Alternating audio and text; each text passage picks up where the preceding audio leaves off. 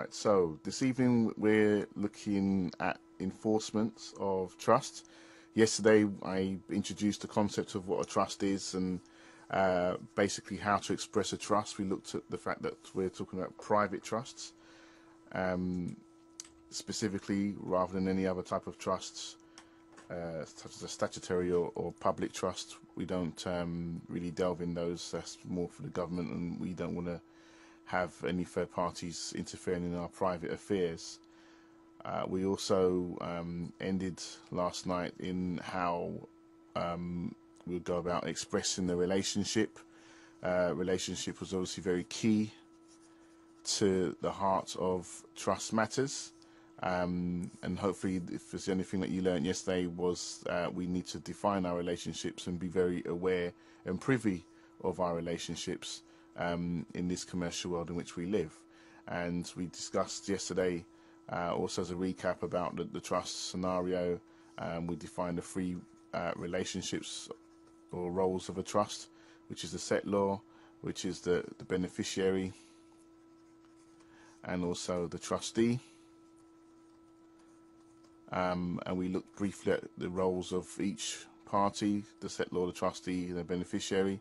The settlor is the creator of the trust. He's the one that puts property into trust, and we call that property the res. Okay, and then he assigns a trustee. It could be himself or another party to maintain and administrate the property for the benefit of the beneficiary, and the beneficiary enjoys the use of that property. So that was what we looked at yesterday very briefly. I also really discussed in detail as to the basic historical developments, which we're going to go into a lot more this evening. We also broke down in no uncertain terms that you are the settlor. The settlor is the real man. The settlor is the creator.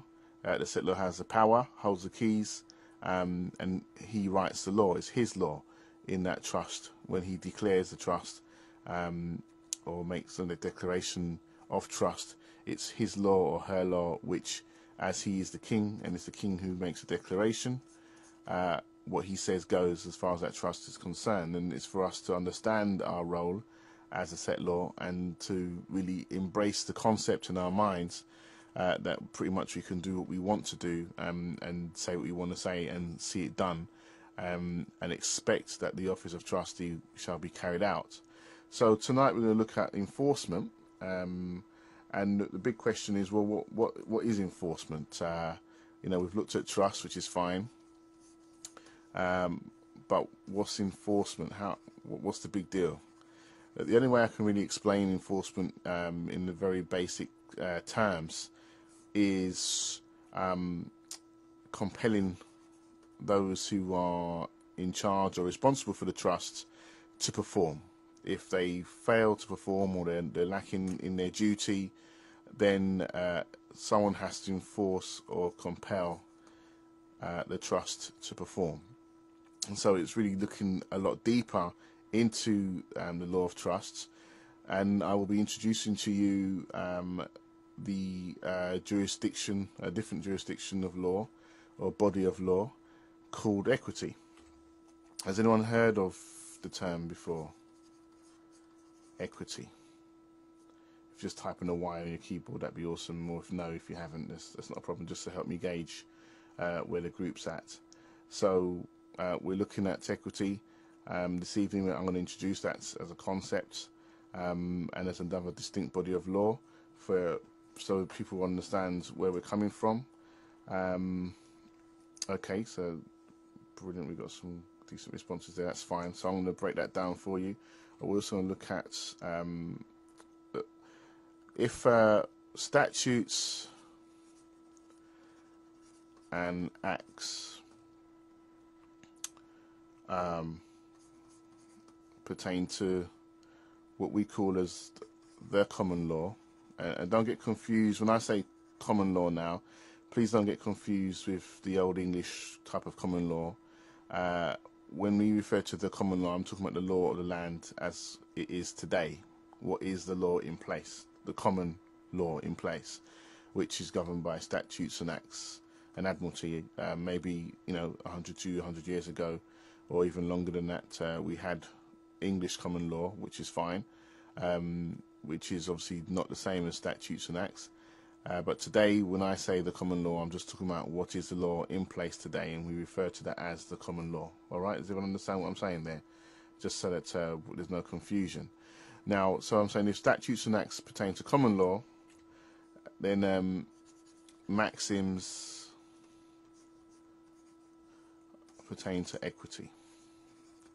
So we're going to introduce enforcement.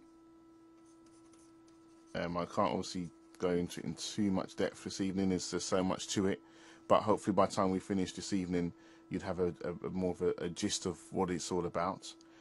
So introduction to equity and enforcement. Now I'm going to be doing a bit of reading this evening from various texts because, as I always say, I don't like to have things in the words of Richard, unless I'm trying to explain or define something. I prefer to let the definitions preferably come out of the so-called or proverbial horse's mouth. So I'm going to be reading, first of all, a transcript from a judge. His name was Lord Justice Turner, and it was a case called Milroy versus Lord, a very famous case in Chancery and equity circles. But I just wanted to give you an idea, because some people may ask the question, well, you might go to court or maybe challenged by somebody to say, well, we don't accept a trust as a form of payment. And you need to be aware of your rights to say, well, it's every man's right to form a trust. So I'm going to read out a transcript from this famous case, and we're going to get started from this basis. And it's everything to do with private express trust, which is awesome.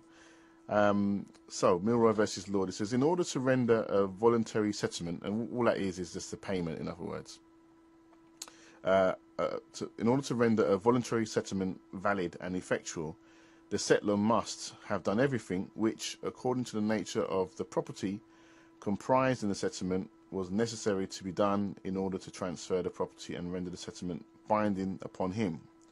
He may, of course, do this by actually transferring the property to the persons for whom he intends to provide, and the provision will be then effectual. So in other words, just as you go to Tesco's every day, you can just transfer the money straight away to the cashier. So you have every right to do that. So it's a direct settlement, as he says here, or actual transfer of property to the persons for whom he intends to provide. And this is that provision will then be effectual or made real. And it says, and it will be equally effectual if he transfers the property to a trustee for the purposes of the settlement, or declares that he himself holds it in trust for those purposes. And if the property be personal, the trust may, as I apprehend, be declared either in writing or by parole, which is verbal. But in order to render the settlement binding, one or other of these modes must, as I understand the law of this court, be resorted to, for there is no equity in this court to perfect an imperfect gift. And the cases go further to this context, that if the settlement is intended to be effectuated by one of the modes to which I have referred, the court will give effect to it by applying another of those modes. Okay, if it is intended to take effect by transfer, the court will not hold the intended transfer to operate as a declaration of trust, for then every imperfect instrument would be made effectual by being converted into a perfect trust. Now, let me just break that down if it sounded a bit too techie and legal jargon. Effectively, what Lord Justice Turner was saying is that every man, woman has the right to either make a settlement directly, i.e. just call it a straightforward payment, as we do at the moment, all right? Or he can make a settlement by way of a trust, okay? In other words, you can declare yourself to be trustee, or you could assign someone else to be a trustee as a settlor, all right, for someone else's benefit. You have every right to do that. You have a choice. So that, don't let anybody tell you, this is a law justice now from the senior courts in well-known case law, stating that every man has the right to either make a payment in trust or directly. I hope everyone understands that. Now, he went on to say that if it's not done properly, then equity can't come to your aid because it doesn't look at imperfect gifts to be equal to a trust in any way, shape or form.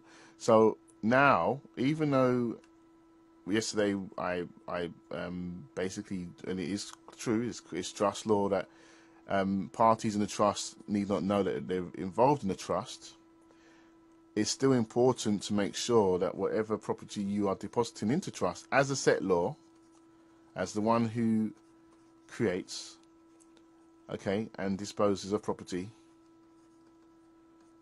must create the trust properly. There is a set procedure. Now, I'm going to introduce this concept before I go into enforcement in any more detail, because if you can't prove a trust, you have none.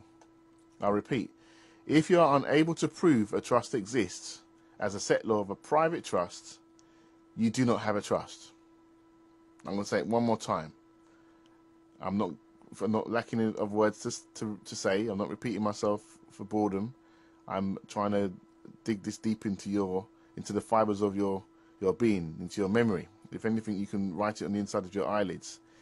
If you do not have, or you're not able to prove a trust, you have none. And if you have no trust, then the game's over. All right? You cannot allow third parties to have discretion on your private affairs. You cannot allow courts, judges, or any other third party to get involved in your private affairs and mess up your plans, because it could be disastrous for you. So you have to make sure you do things properly. All right? Now, the case that I quoted was Milroy versus Lord. Milroy versus Lord. Okay? That's 1862, this case. Milroy versus Lord. Just Google it. All right? There's plenty of cases like this that backs up everything I'm saying to you this evening. So we're just introducing enforcement. So I'm saying, first of all, if you have no trust, if you can't prove trust, you have none. All right? If you're unable to prove a trust, you have none. I'm sorry to repeat myself, but it is absolutely it's vitally important. I'll write it down.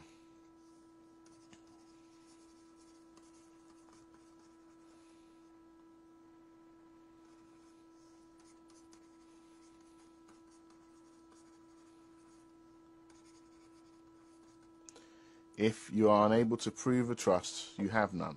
So it bears now the question, or the questions now deserve to be asked: how do I prove a trust? So I may have mentioned yesterday, you may have heard me mention yesterday, that there are certain rules that we need to adopt. Now, for those who learn from our brothers over the pond, so to speak, in the USA, they have different ways of proving a trust, which will not hold water in this country. So you have to understand the UK law and how the courts operate to prove a trust, and then you apply it for your own private affairs, for your private trust. So UK law have a very powerful rule, and it's called, you may have heard of it before, the rule of certainties. Okay, now I'm going to read something else to you now from another judge regarding the trust and proving the trust. So we're gonna, spare me 1 second. Basically, the rule of three certainties, I'm just going to write it down and I'll get the text to read for you. Number one, you must have what we call certainty of intention. which I'm going to explain shortly. Number 2, certainty of objects. Has anyone heard of all this before, or is this new to you? I don't know if I'm preaching to the converted, or if this is something that is completely new.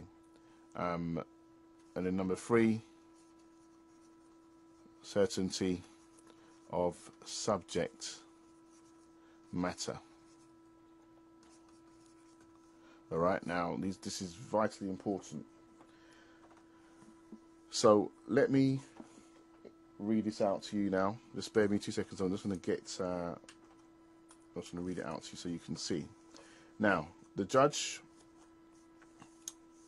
the famous case is Knight versus Knight, and I'm going to read it out for you now. It says that to create a valid trust, I'm reading here from the book I mentioned yesterday, which is by Professor Alastair Hudson, Equity and Trust, 6th edition. That's Alastair Hudson, Equity and Trusts. I'll just repeat because apparently the sound went. The book that I'm reading from is from Alastair Hudson, Professor Alastair Hudson, Equity and Trusts, okay, 6th edition. The main principles underlying this area of law are as follows, okay? This is certainty in creation of express trust, which is what we're dealing with in the private. So, to create a valid trust, the terms of that trust must be sufficiently certain. There are 3 forms of certainty which the courts require. There's certainty of intention to create a trust, certainty of the identity of the subject matter comprising the trust fund, and certainty of the beneficiaries or the objects of the trust or power in question. Now, A, the settlor's intention to create a trust as opposed to something else must be clear. The settlor's intention to create a trust must be clear. All right, I have to really emphasize this. You cannot be in 2 modes of thinking when you're about to express a trust, else they'll see right through you, and they'll give them the right to discern your private affairs. You have to make sure your certainty or your intentions are extremely exact and deliberate. Okay, so I'll read it again. The settlor's intention to create a trust as opposed to something else must be clear. There is no requirement to use a specific form of words when dealing with trust over property, all right, other than land. There's a specific way to deal with land, but everything else, there's no particular words you must use. The court will be prepared to infer an intention to create a trust from the circumstances and the parties' conduct. The court will be prepared to infer intention to create a trust from the circumstances and the parties' conduct. B, the trust fund must be identifiable. The trust fund, the res, must be identifiable. A trust in which the trust property is mixed with other property so that it is impossible to identify precisely which property is held on trust will be invalid. Do not commingle your trust funds, okay? Keep your relationships specific, certain, and special. Do not commingle. All right, which we talked about yesterday.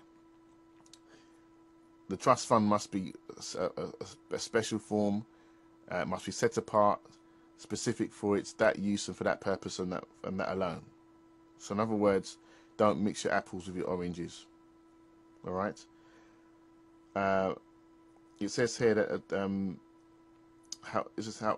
however, exceptionally, it may be that where the property is intangible property, that's one that you cannot touch, taste, or feel. So where the property is intangible property made up of identical units such as ordinary shares of the same class, for example, it may not be necessary to segregate the trust property from other property. I'll explain that shortly. This exception is doubted by many academics. And C, it says that to identify the beneficiaries, it is first necessary to identify the nature of the power which is being exercised in relation to fiduciary mere powers and in relation to discretionary trust. It is required that it is possible to say of any person claiming to be a beneficiary that that person is or is not a member of the class of beneficiaries. Some exceptional cases have taken the view that the trust may be valid where it is possible to say that a substantial number of people do or do not fall within the class of beneficiaries, which I'll explain that shortly. So let me break it down for you in further capacity. I'm going to read something else here for you. Three certainties.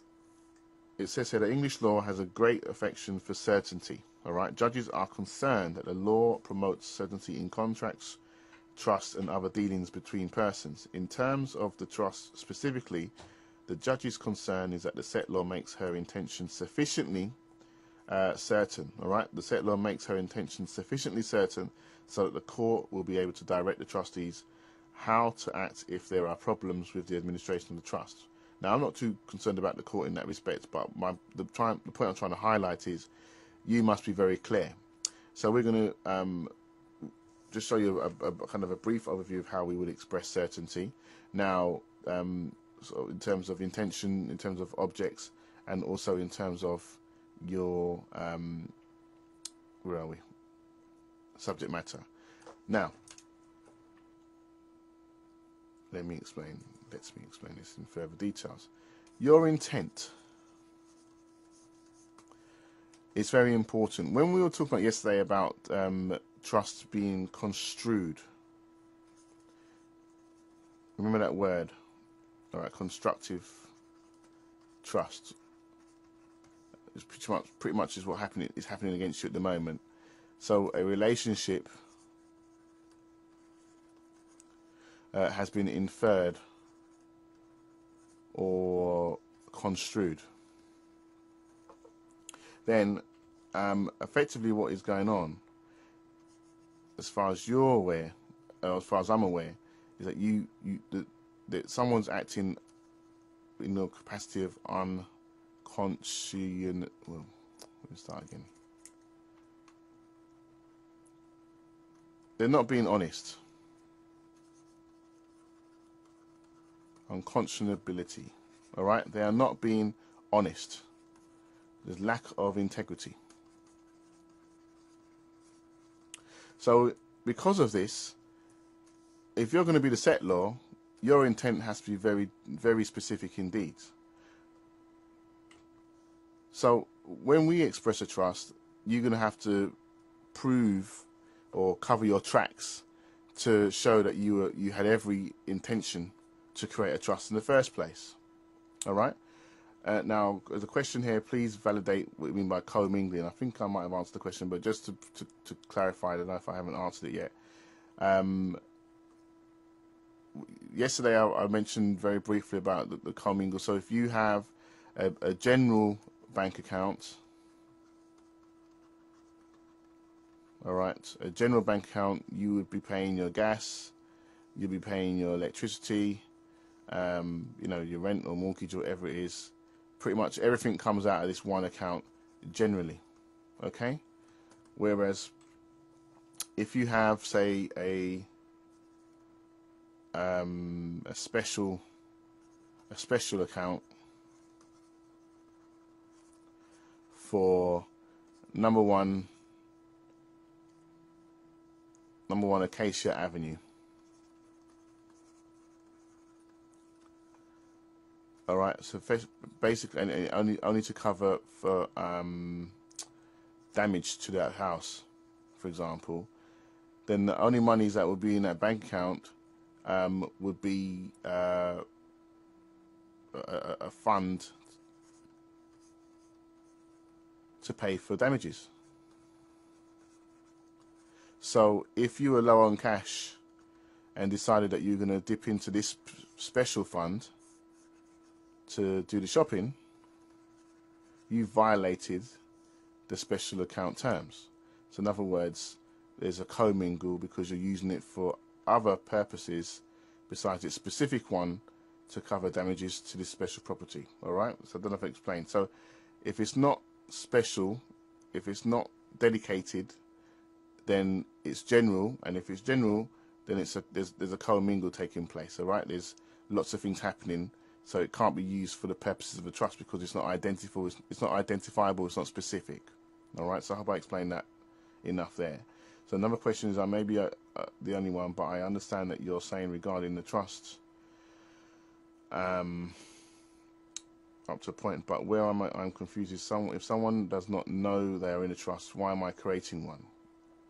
Well, at the point right now, I'm trying to tell you is that you're in a trust relationship and you've never known it until now. But trust relationships are being made against you all the time, and they don't have to tell you that you're in a trust relationship, because the law of trust states that no party needs to know they're in a trust relationship. All right. So if you flip it on its script, obviously, if you're going to create a trust for the purpose of settling or extinguishing debts, then yes, certain parties will need to know that they're in a trust relationship.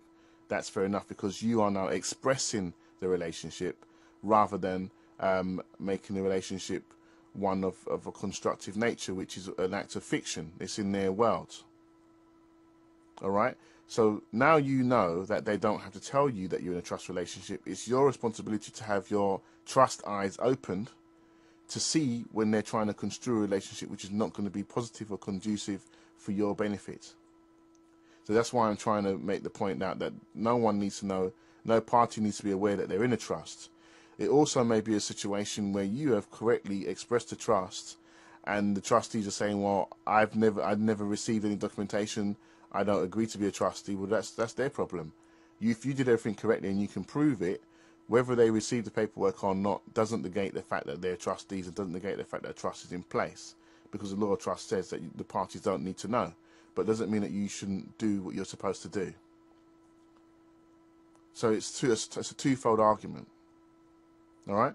So if I have a dozen properties, what would I need to do a dozen trust funds? It depends on what is the overall intention. That's the point. It depends on what your intention is to do. What is the purpose of the trust in the first place? Now, normally we just say, because this is just covering the basics of enforcement, but normally your intention is always to create a trust for the benefit of the beneficiaries. And pretty much you've covered every angle there. However, to answer your question, if you have one big portfolio with 12 properties, with one bank account, yeah, with all rent going into one bank account,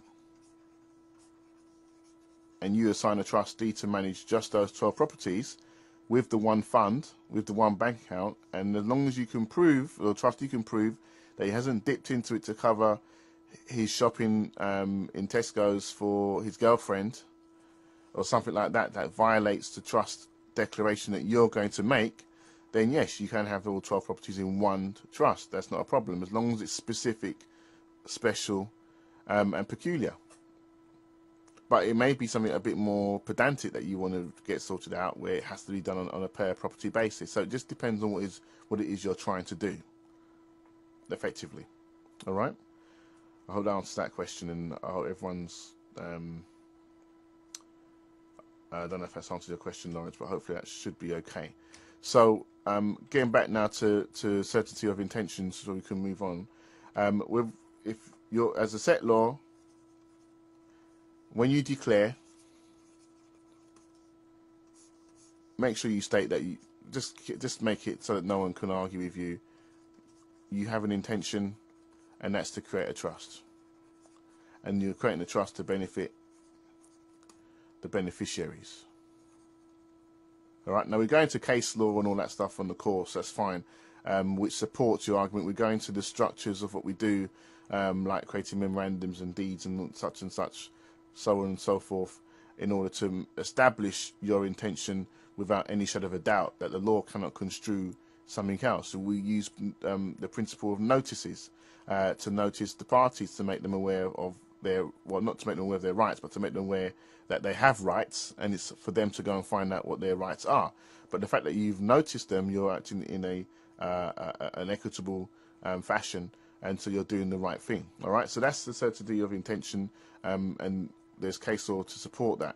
There's also, when we're talking about the certainty of subject matter, the subject matter is a res, and you have to make sure that certain rules have been complied with,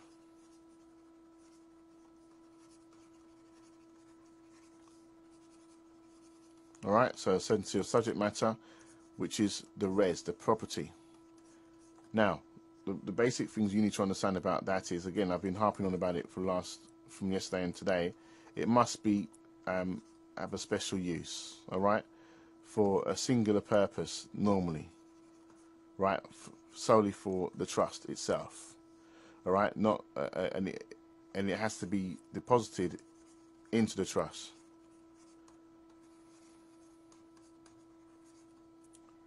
So, in other words, you can't have. There must be proof of delivery. There must be acknowledgement in one way, shape, or form. Okay, of receipt for the use of trust. Now, the basis of that would be, for example, if I have a pen and I say, you know, Nana, hold this pen for me, please. And if my son asks that, you know, if my son ever needs a pen, I'm going to send him to you, and you'll just let him use that pen. Here's some cash, so if the ink runs out, just buy, you know, refill the ink, and then allow my son to use the pen whenever he wants to. I've just expressed the trust. Nana's a trustee, my son's a beneficiary, and I said that the pen is the res. But now I've got to be a bit more pedantic about it, because it's not just any old pen. Let's say that this pen happens to be a pen with the brand called Edding, and let's just say it has a serial number, X5123, okay, and it happens to be the color green. All right, so now I've made it very specific. So therefore, if anyone tries to swap it around, then the title number would have been different. Something would have changed. Maybe the quality and class of ink would have been different, etc. So therefore, there's no certainty of subject matter.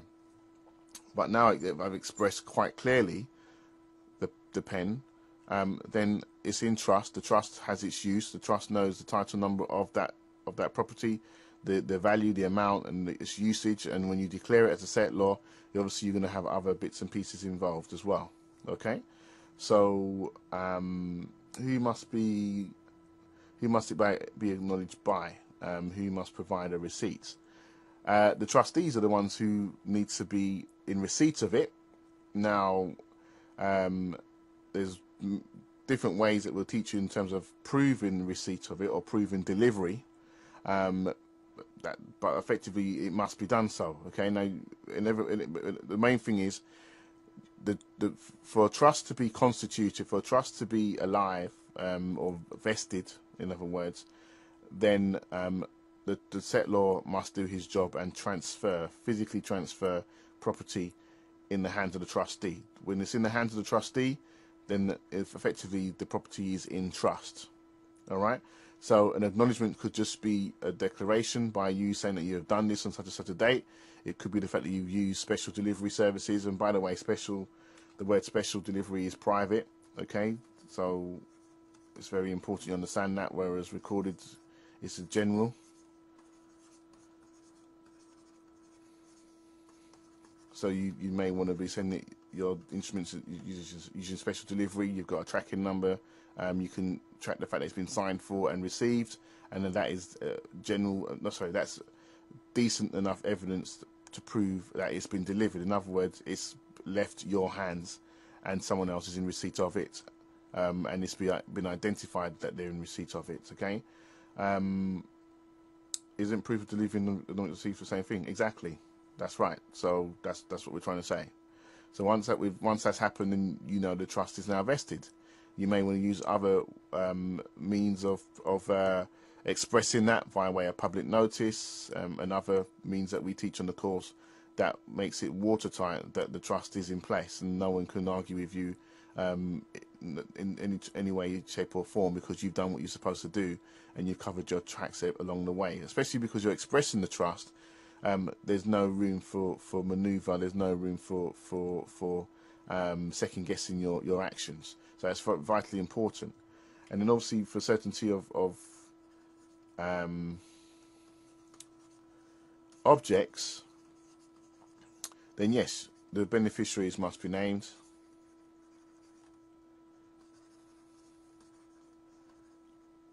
And the capacity in which they operate. So if it's that they must enjoy they have full use of the property. So just like yesterday we talked about the Queen, allows her son to use the Phantom roller. That's perfectly fine. Now obviously all of the peculiar parts of the Phantom roller, like the VIN number, the colour, the date of registration, etc., would have been documented in her declaration of trust, which is fair enough. But in terms of the powers of the beneficiary, she would say, well, my son has the right to use it anytime he wants to. He does not have to pay any bills towards it. He does not have to pay any petrol fees, etc. He only has full use and to drive the car. So therefore, that's the powers now being defined. And then the trustee's powers would also be defined in your trust document when you declare. And that's all it is. And then therefore you can prove using those 3 rules, and you'd have case law to support all of that, etc. There's no time to go into all of that tonight. So we'll be here for many hours, but we go through that in very fine detail on the course, so that you are armed with tools to now, when you have to go in the litigation process, prove the trust exists. And pretty much once you've got the rules of 3 certainties, you're there. You prove the trust, and once you prove the trust, it's downhill. Because once a trust exists, the argument now flips not to, well, have you paid or not, but, well, why have the trustees not paid? And so the argument now is the trustees are in breach, as opposed to you have not fulfilled your duty. Because if I go back to how I started off with what Lord Justice Turner says, every man has the right to make a settlement in trust or directly. And so if you've done it in trust and you can prove the trust exists, then you have paid as far as you're concerned. Or in other words, the trust should have made the payment on your behalf as a beneficiary. So that's the argument, and they can't argue with you because you've got their laws telling you the rules. So they can't be saying to you, "Oh, now this is an American thing," or "There's no." If they write to you saying there's no legal basis, they're absolutely correct. There is no legal basis. You're operating from the jurisprudence of law, or equity now, as we say. So then we're going to move sharply into enforcement. So is there any questions around that? Is there any confusion around that? Or what if the trustee returns the res to the settlor? It doesn't matter. If a trustee decides that he wants to return the res, and you've done everything else that you're supposed to do, because, as I said, ignorance of the law is no excuse.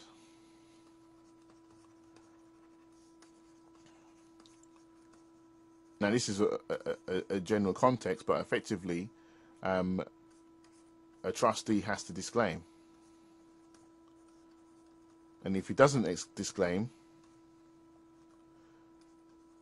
he has accepted. Now, it depends on who you've assigned to be the trustee, for starters. You've got to choose your trustees wisely. If you're just going to choose some Joe Bloggs off the street, then yeah, he can say, no, I don't want to be a trustee, and he can return the goods.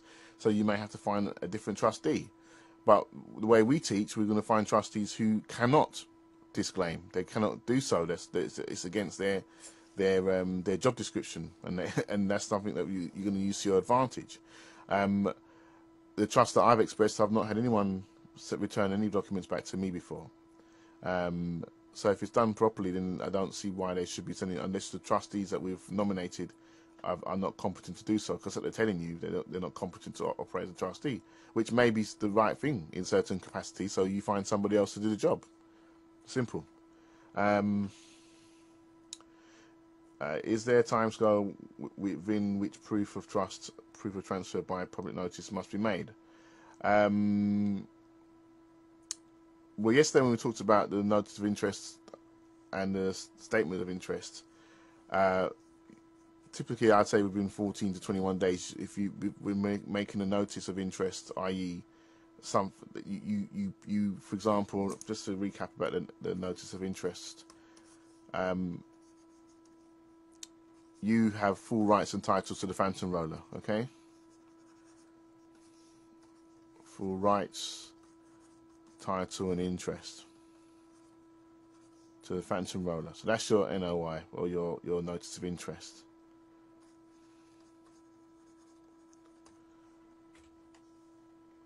Now, you could make action immediately. If you don't hear something, you could give it 14 days.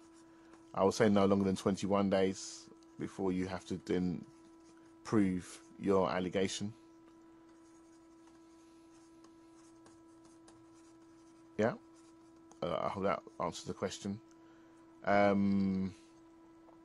Is there time, like, can you give an example of a trustee you have nominated? Solicitors make good trustees, and they hate receiving these documents.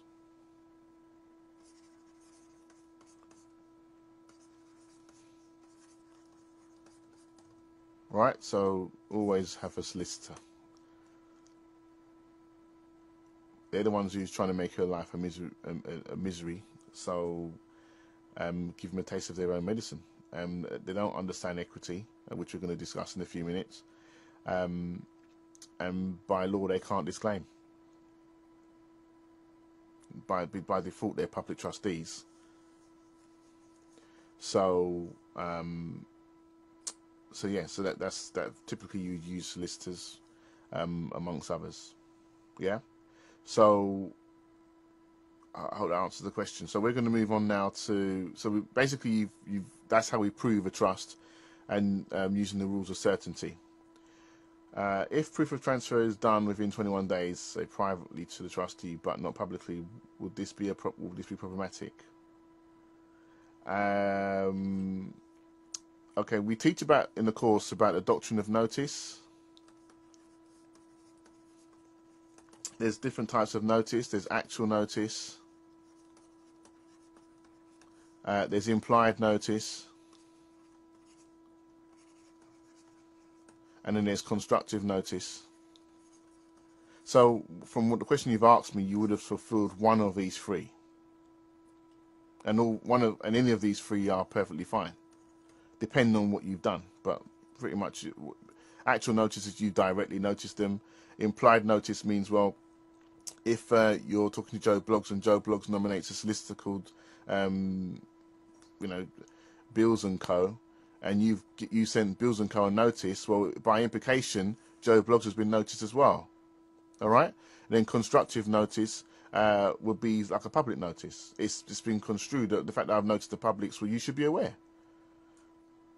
So your question, one of the three would have been satisfied. I try to make sure we fulfill at least two of the three in our processes. All right? I'll put it to you like this, just regarding the doctrine of notice.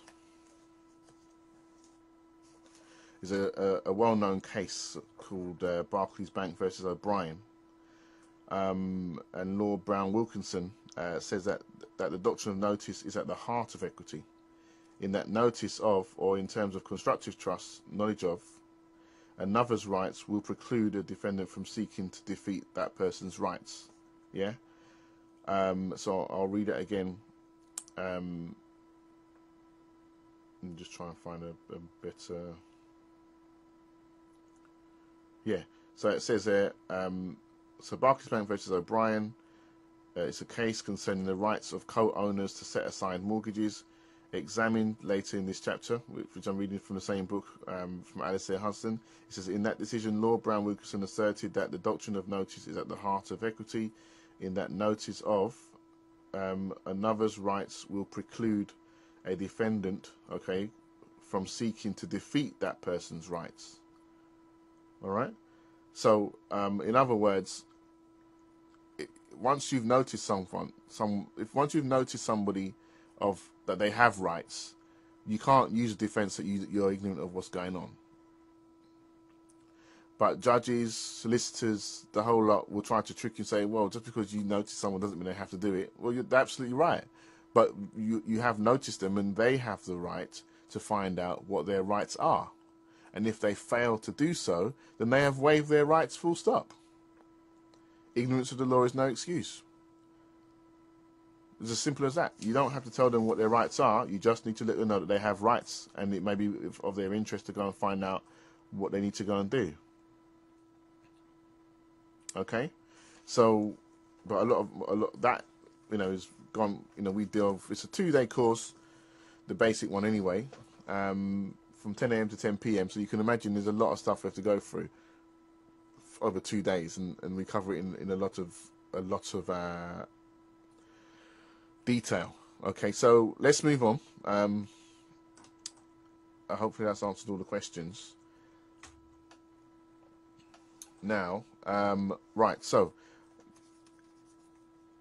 I'm going to read some information here about equity and common law, because this is a good precursor to build up for enforcement of your trust. Now you can prove a trust, you can enforce it. All right, so it's vitally important to understand that proving a trust is vitally important. Creating one, yep. So do it in a way that you can prove it. Always start with the end in mind. As how I was taught, you start with step 10 before you start step 1. Just know how to play how to fight. So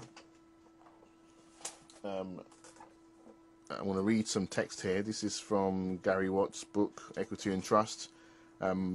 Gary Watt, I think, is probably one of the strongest proponents of equity that I've come across in a long time. And I'll just, he starts off with a biblical quote. He says here that, "Then shalt thou understand righteousness and judgment and equity." And that's from the book of Proverbs 2, verse 9. But he says here, the term equity can be used to describe a form of social fairness or a branch of morality or even an aspect of divine justice. But in the context of modern legal studies, the term equity connotes the law's internal capacity to depart from its general rules in the interest of better justice in particular cases. Okay, English lawyers have largely succeeded in their efforts to turn equity into something as regular and as general as law, but it still retains a flavour of its non-legal origins. So when we use the word legal, please don't confuse that to be lawful. They're two complete, distinct, different words. Okay, legality is not lawfulness. All right, legality could be something doing something completely immoral and incorrect, but it's still legally right. Doesn't make it morally correct, right? Where lawfulness operates in morality. Yeah, the best way for me to put it is legality looks at the letter of the law, whereas lawfulness looks at the spirit of the law, the heart of your intentions. So was someone acting unconscionably towards you?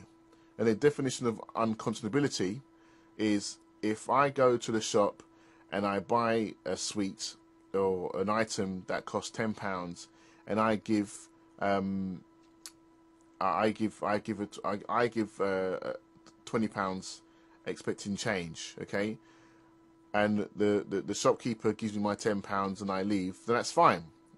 If he gives me £20 by mistake and I leave, and I realise that I've just pocketed an extra £10. If I don't go back to that shop and say, "Sorry, mate, you gave me £10 extra money," who's acted unconscionably? Who has acted with an immoral attitude towards the shopkeeper? Can anyone just type the answer for me, please? Did you understand the question? Right, I have acted unconscionably, yeah, towards the shopkeeper because I have knowingly pocketed an extra £10 and I have not gone back and I've decided not to give it back to him. So I've acted unconscionably. In other words, it's not a natural act to be deceptive. Yeah, I've not acted consciously towards this person. I've acted unconscionably. All right, it's deceptive.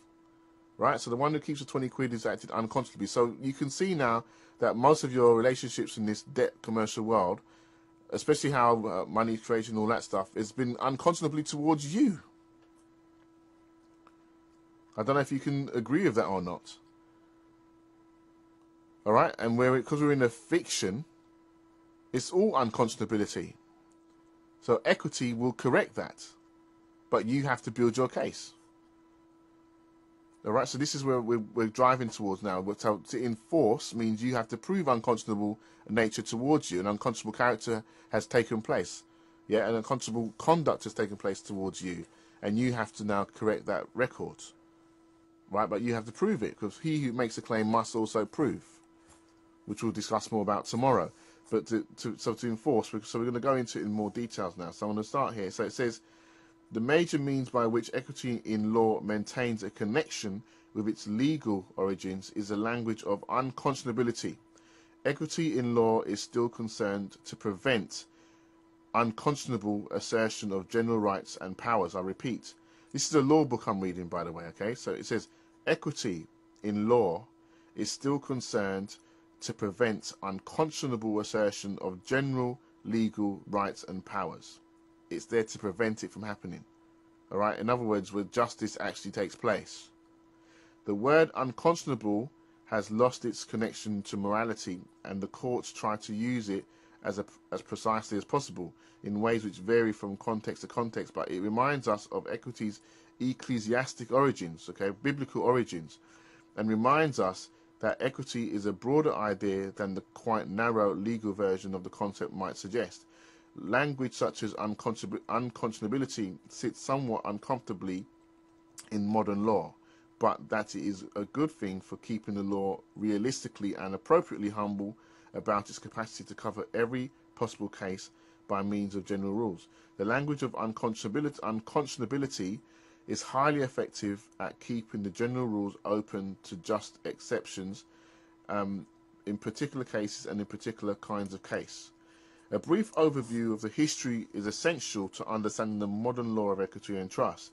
We will see that elements of equity in English law can be traced as far back as Aristotle. But now it will suffice to say that the legal idea of equity was developed in England in the Middle Ages by a senior clergyman called a chancellor, who originally acted as the king's private counsellor. Okay? His task was to ensure the general common law, which was enforced in the king's name. Okay? And that was applied with justice in individual cases. Equity was therefore a way of exercising a royal prerogative of mercy, which was designed to ensure that the king's conscience was clear before God.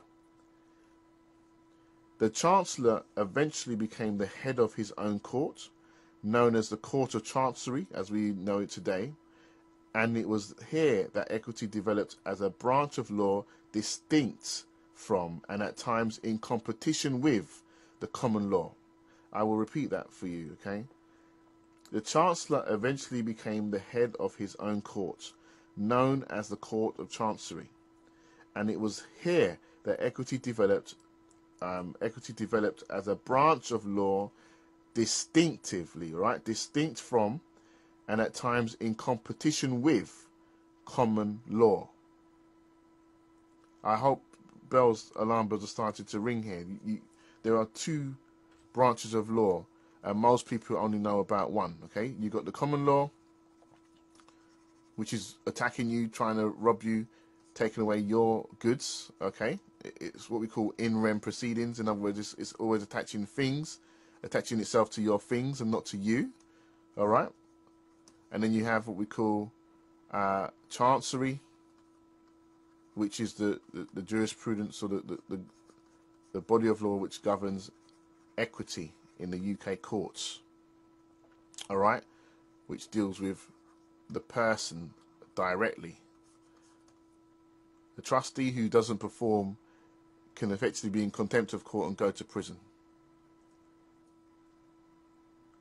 All right, so you need to understand how powerful trusts are. What does the word equity mean? It cannot mean trust if the book is called Equity and Trust. Equity is fairness. That's probably the best way I can put equity. Equity is fairness. In the legal context, I'm actually defining equity as I speak now, which I'll finish off, and you should get an embodiment of what equity means. And I'll read the definition for you from Black's Law Dictionary. It says here, in its broadest and most general signification, the term denotes the spirit and the habit of fairness, justness, and right dealing, which would regulate the intercourse of men and with men, the rule of doing to all others as we desire them to do to us, or as it is expressed by Justinian to live honestly, to harm nobody, to render every man his due. It is therefore the synonym of natural right or justice, but in this sense its obligation is ethical rather than jural. Sorry. Okay, I'll read that again. It says, but in this sense its obligation is ethical rather than jural, by a court, in other words, and its discussion belongs to the sphere of morals.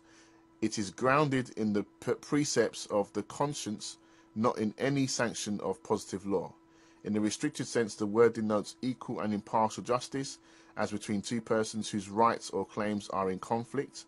Justice, that is, as ascertained by natural reason or ethical insight, but independent of the formulated body of law. This is not a technical meaning of the term, except insofar as courts which administer equity seek to discover it by the agencies above mentioned or apply it beyond the strict lines of positive law.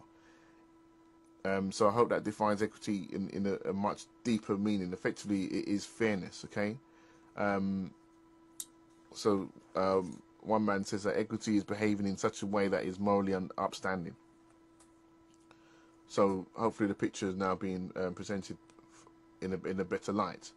So the question, I can understand how equity can fight your case, but doesn't the final decision lie with the judge or jury?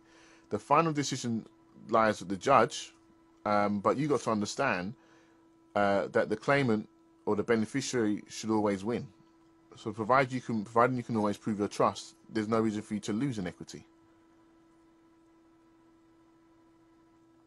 So, when we talk about litigation tomorrow, your job is to just limit a judge's discretion, that his decisions are in favour with your argument. And so if you don't understand the law, you won't win. If you don't understand how to formulate a trust and prove a trust, you cannot win. If you can't understand how to get the court from common law into equity and invoke equity in its purest sense, you can't be heard in court. So this is why I'm saying it's simple, but it's not easy. All right? So I hope that answers your question, Kenny. Right, okay. So, and let's continue with this text here, because it's really important for this evening. Where did I get to? Right, okay. So it says here, I'll just repeat. I might be a bit repetitive, but I apologise here. The Chancellor eventually became the head of his own court, known as the Court of Chancery, and it was here that equity developed as a branch of law, distinct from and at times in competition with the common law. The Court of Chancery came to be associated with discretionary, almost ad hoc justice, whereas the common law courts came to be associated with certain rigid and inflexible forms of action and remedy. And in his speech in the Earl of Oxford's case, which is a very powerful case, okay, it's back in 1615 now, all right, Lord Chancellor Ellesmere observed that the office of the Chancellor is to correct men's consciences for frauds, breaches of trust, wrongs and oppressions of what nature soever they may be, and to soften and mollify the extremity of the law. In that case, the Lord Chancellor was defending the Court of Chancery from the accusation made by a gentleman called Sir Edward Coke, who was then the Chief Justice of the Court of King's Bench. Today we have a Queen, so it's called the Queen's Bench, which is the division of the common law today. Okay, Chancery is the division of equity in the High Court, and then the Queen's Bench is the division of common law today. Okay, so that it had illegally assumed the role of Court of Appeal over the common law courts. The Lord Chancellor's sophisticated response was to argue that he was not criticising common law judgments, but rather the conscience of the party seeking to enforce those judgments, which is quite clear that the conscience of the judges we deal with today is not for your benefit at all. So equity will come, and when I go through the maxims, it will make more sense, but equity will come to your aid, providing you've done all that you're supposed to do. All right? So another question. So sorry, Richard, was you quoting from Gary Watt's Trust and Equity book? That's correct. I'm currently quoting from his book, and it's a phenomenal book. He's one of the better authors with regards to equity that I've come across. Is it inevitable to go to court when using trust, or can you use them and not get drawn into court battles? Depending on the party that you're dealing with. It really does depend on the party that you're dealing with. To be honest, when I'm dealing with trusts today, I'm normally getting involved when it's already gone to courts. So effectively, if the examples I gave yesterday, it stopped court actions. All right. So unfortunately, what I'm trying to say with, I don't think it's not time for us to be afraid of court. Depending on your circumstances, not everyone on this webinar has debt issues where it's going to court, but you got to understand. I mean, just for some stupid water bill of £200, they may try and put a charge in your home. They may try and put a CCJ against you. Now, sometimes you can't avoid that. You just cannot avoid it. Now, you can, if you don't know, if you just come on a call and you have no clue about promissory notes or A4Vs, this is completely new to you, and you know you've got court cases pending because you've been in ignorance or silence or suffering and not knowing what to do, then we're going to have to get some action, to take some action and do something fast. If you've been in, not taught by myself or whatever, I don't know, but you've just been rummaging around trying to find knowledge, information, understanding to deal with these people wisely, and everything you've done in the past has just not worked, then if court is pending because they use court for their own gain, at the end of the day, you're going to need to know how to fight that system. You can't really get away from it if you're going to be going down this journey. So either you stay in their world, pay their bills when they want you to pay, and that's fine, and you've got no problem with that. If you have a problem with that, then this is what this course is all about. We can't really negate it. But just choose your fights. Pick your fights wisely. If you're aware, you can OID certain things. So maybe you just want to pay certain things at OID. That's not a problem. There's certain things that just from a matter of principle, you're going to have to get involved. Someone just takes you to court, no matter what you do. You may not have 60 or £100,000 to pay somebody before you can OID it. So you're going to have to fight them. It just depends on what fights you're going to pick and what fights you're going to choose to get involved with. Yeah. What stopped court actions? I don't know if you were on the call yesterday, but when I told my story, the very first trust I expressed, and that was a year ago, stopped counterattacks harassment. It stopped a statutory demand for bankruptcy, and it stopped a county court judgment being made initially. So at that point, I realised, well, trusts work. So hence I studied, and now I'm showing you why it does work.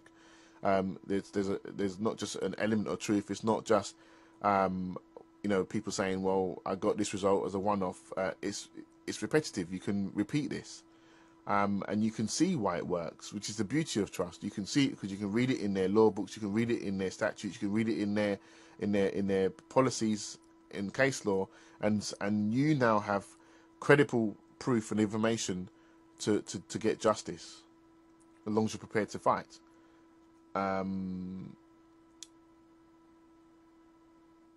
Yeah, I agree with you, Nana. I'm not saying that just because you get involved with trust, you by default you get involved with court. But I deal with people who have court issues, and I deal with people who don't have court issues. You may just want to use trust to protect your assets, and that's it. You may want to use trust to pay certain bills, and that's it. But at least you know the end before you get involved with the beginning. That's what I'm trying to say. And normally, because it involves a litigation stage, if you're winning pre-court, you're less likely to go to court if you've done what you're supposed to do correctly. Or they may try it on because they know that people don't like court because of the fear aspect, and that's why people just give up. So that's all I'm saying about it, really. It's not a matter of, well, we have to go to court. I'm just trying to teach you where this has stemmed from. All right, there's two bodies of law. The best learning place for this journey is court, because more than likely they will test you, which is absolutely correct. I agree. And most of my learning, unfortunately, has come from, when you come out of the courtroom and you review what just happened there, and you realise, okay, I can see why. And it gets you thinking, it gets you researching, it gets you, and then I can now teach you, because I've been there, done that. It's not just a matter of just sitting down and reading books for the sake of it. It doesn't work like that, in my experience. So the book I'm reading from is just, I'll write it down, just for those who've just joined the call.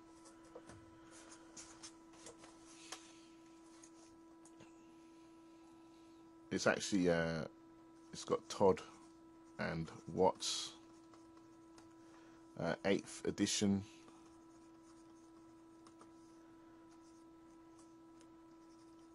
Cases and materials on equity and trusts. All right, but the author is actually Gary Watts. Okay, so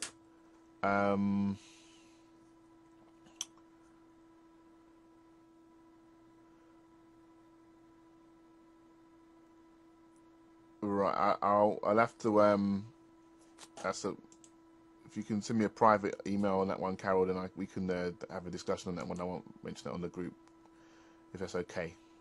Just send me an email. We can have a discussion on that. Right. So moving forward, I'm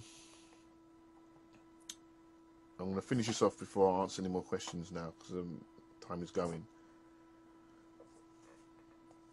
But this part does bear repeating. So again, in his speech in the Earl of Oxford's case in 1615, Lord Chancellor Ellesmere observed that the office of the Chancellor is to correct men's consciences for frauds, breaches of trust, wrongs and oppressions of what nature soever they may be, and to soften and mollify the extremity of the law.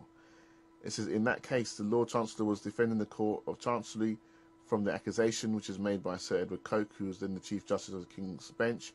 It had illegally assumed the role of court of appeal over the common law courts, and the Lord Chancellor's sophisticated response was to argue that he was not criticising common law judgments, but rather the conscience of the party seeking to enforce those judgments. When a judgment is obtained by oppression, by wrong, and of hard conscience, the Chancellor will frustrate and set it aside. Okay? Not for any error or defect in the judgment itself, but for the hard conscience of the party. It just reminds you of the scripture of Luke 18 with the unjust judge. The woman just kept him, he was hard, he didn't fear man nor God, the Bible says. And yet, so this woman got her justice because she was persistent with him, that he favoured her. Now, this is the same thing. It's saying the exact same thing as far as I'm concerned. Equity will come into the fore. All right? And then that scripture goes on to say, men ought to pray and not to faint. And if you understand the definition of prayer, it just means petitioning to God for him to come into your aid. So the same thing here, equity will come to your aid if you allow it to. So you got to understand what this is all about. I'll give you a modern day example of equity. I think it was Ryan Giggs must have had some affair or something like that, and this girl was about to go on the paper and reveal all, and he effectively gets a gagging order against her. He effectively goes to court and gets an injunction to stop her from talking. And the news on TV is saying, no, I can't believe these things still work today. What do you think Ryan Giggs went and done? Do you think it was a regular court that just gave a judgment? No, an injunction is equity. And to prevent his, or preserve his rights, or prevent a wrong from happening, yeah, even if he was right or wrong, it's still his private affairs.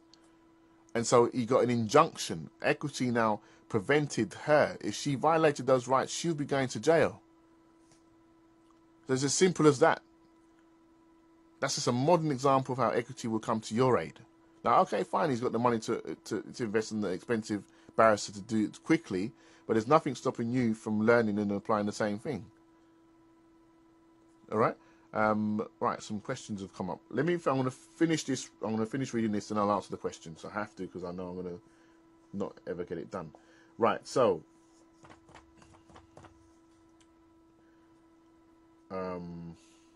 right, the dispute between Sir Edward Coke and Lord Chancellor Ellesmere was referred to King James I, the one who wrote the King James Bible, by the way, okay?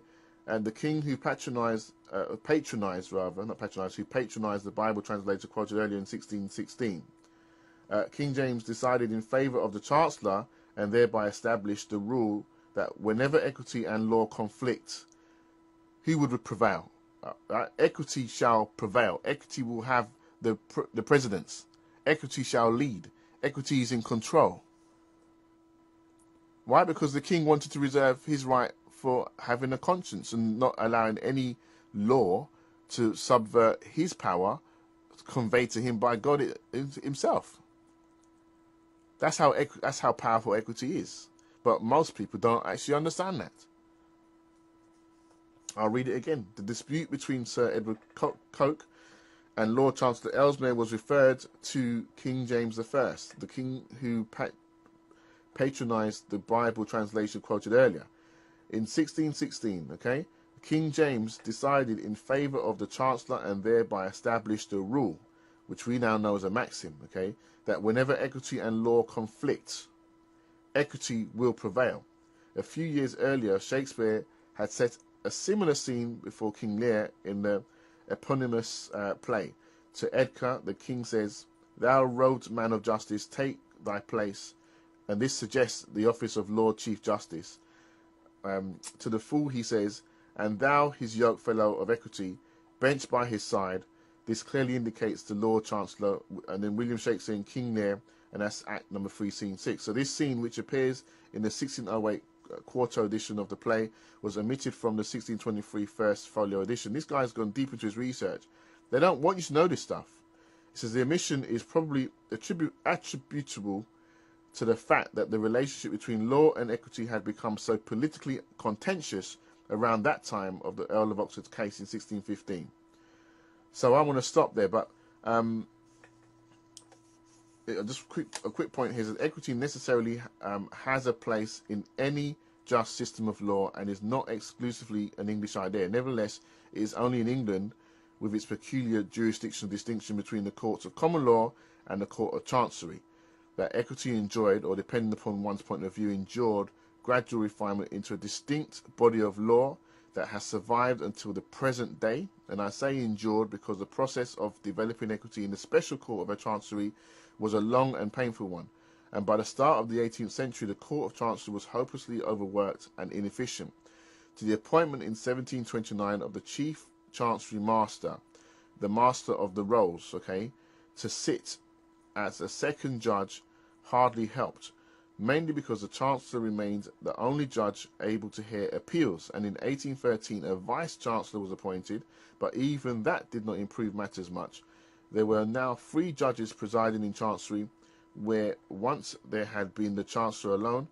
Now there were 3 judges. It says, yet when Sir Lancelot Shadwell was asked whether the 3 judges could cope, he is said to have replied, "No, not 3 angels."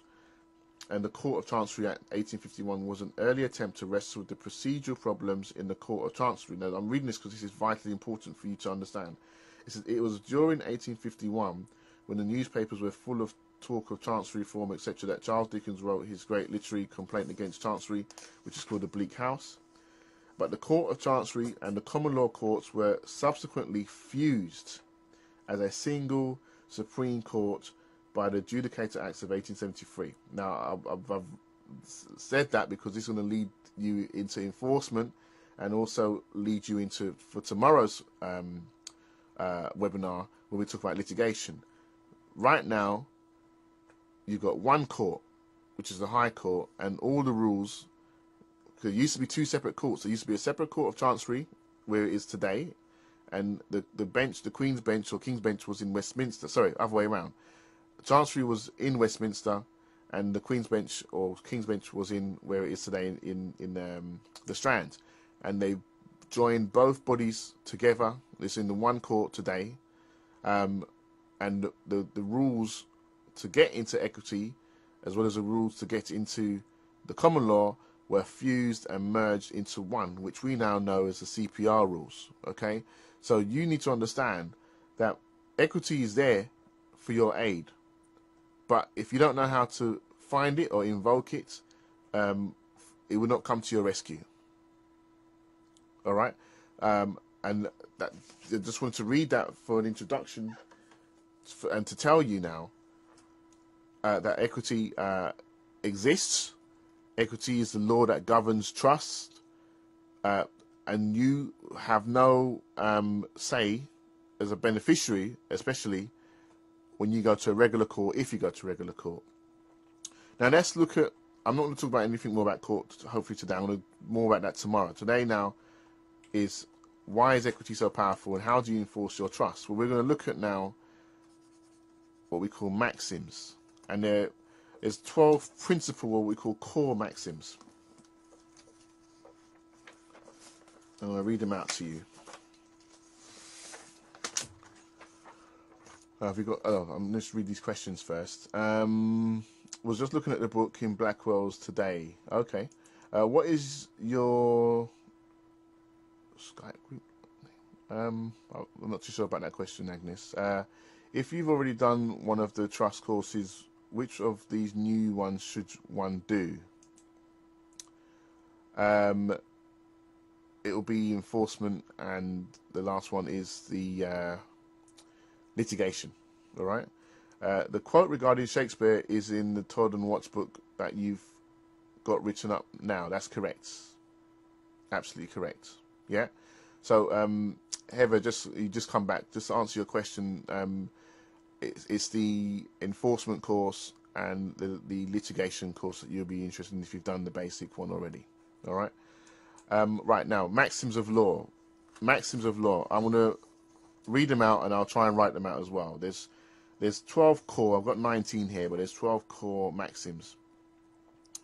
And I'm going to go through it. I'm not going to explain it into too much depth because that will take a long time, and I might even start preaching, which I don't want to do. But I'm just going to let you know that your comfort in enforcing your trusts lies in these maxims, okay? And the maxims is known as legum legis, all right? The law of the laws, yeah? It's the principle. It supersedes any statute. In fact, they couldn't introduce bills, acts, and statute without equity. That's why you have to vote. It's as simple as that. Now, number one, equity regards in what ought to be done, okay? Equity regards what ought to be done. Equity will not suffer a wrong to be without a remedy. Just those two maxims alone is the principle of all equity, to be fair. Okay? Equity delights in equality. One who seeks equity must do equity. One who seeks equity must do equity. Equity aids the vigilant. This is my favourite one because it affects me the most. Equity aids the vigilant and not those who slumber or sleep on their rights. Yeah? It's as simple as that. It will aid the vigilant, those who are persistent, those who are looking for justice. It will come to your aid, and not those who sleep or slumber on their rights, okay, and gives up and quits easily.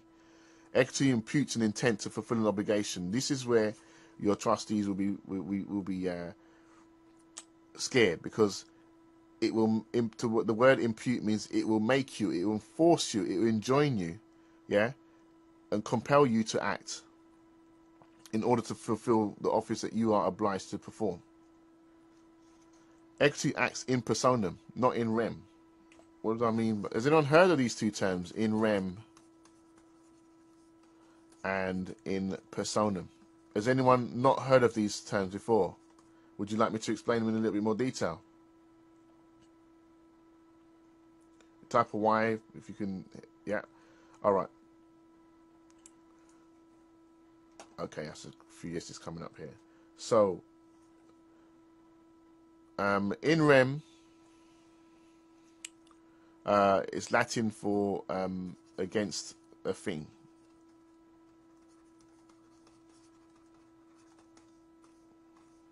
Okay, so when you go to court in common law, what do? They pass judgment against you to do something, normally to pay out money, and if you don't pay out money, they're coming against not you but your things. They'll take your house, they put a charge against your house, they'll take your car, they'll clamp your car, they'll do all that kind of stuff, okay?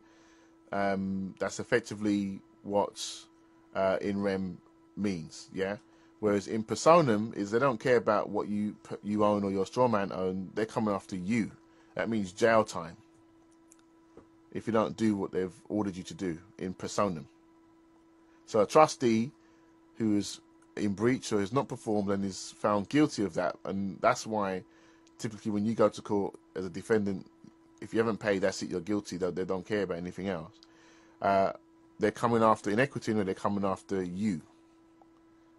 All right, and that means jail time if you don't fulfill the order. So that's equity acts in personam. All right.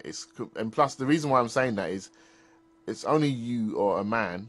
When I say a man, a real living person has a conscience to deal with. Yeah. Only they can act unconscionably towards you or not. So equity has to correct that unconscionable nature to be conscionable. So it only can work against the person and not the thing. It has to compel the person to perform, and that's why it says equity regarding what ought to be done. It reverts back to that, yeah? So equity abhors a forfeiture. All right, number 9, equity does not require an idle gesture. Number 10, one who comes into equity must come with clean hands. And then the common law opposite to that is the unclean hands doctrine. So they're two separate things, okay? So equity delights to do justice and not by halves. Equity will take jurisdiction over a multiplicity of suits. So if you've got a multiplicity of actions going on, equity will just look at the whole thing and just make one decision. It's not going to allow certain multiple suits to go on and not deal with the problem. It will deal with the problem, okay? Equity follows the law. Equity, I'm not even explaining equity follows the law. That's a whole, it's not how it sounds, in other words, okay? Equity will only follow the law if the law is correct. If the law is operating unconscionably towards you, equity will take precedent and correct the wrong. Equity will not aid a volunteer. In other words, if you're not operating in trust, it doesn't want anything to do with you. You're back in common law. Number 15 here, it says, between equal equities, the law will prevail. Number 16, between equal equities, the first in order of time shall prevail. Okay? Equity will not complete an imperfect gift, which is not really the truest form of maxim, but it's on here anyway. Number 18, equity will not allow a statute to be used as a cloak of fraud. That's very powerful. They're hiding behind all these statutes to justify things, and it says it will not allow a statute to be used as a cloak of fraud. All right? And number 19, equity will not allow a trust to fail for want of a trustee. So I've got a couple of questions. Explain clean hands, okay? And what was the one before equity follows the law, please? Equity will take jurisdiction to avoid a multiplicity of suits. All right? So clean hands. Explain clean hands. Right, okay. In other words, equity... what's the easiest way I can explain clean hands?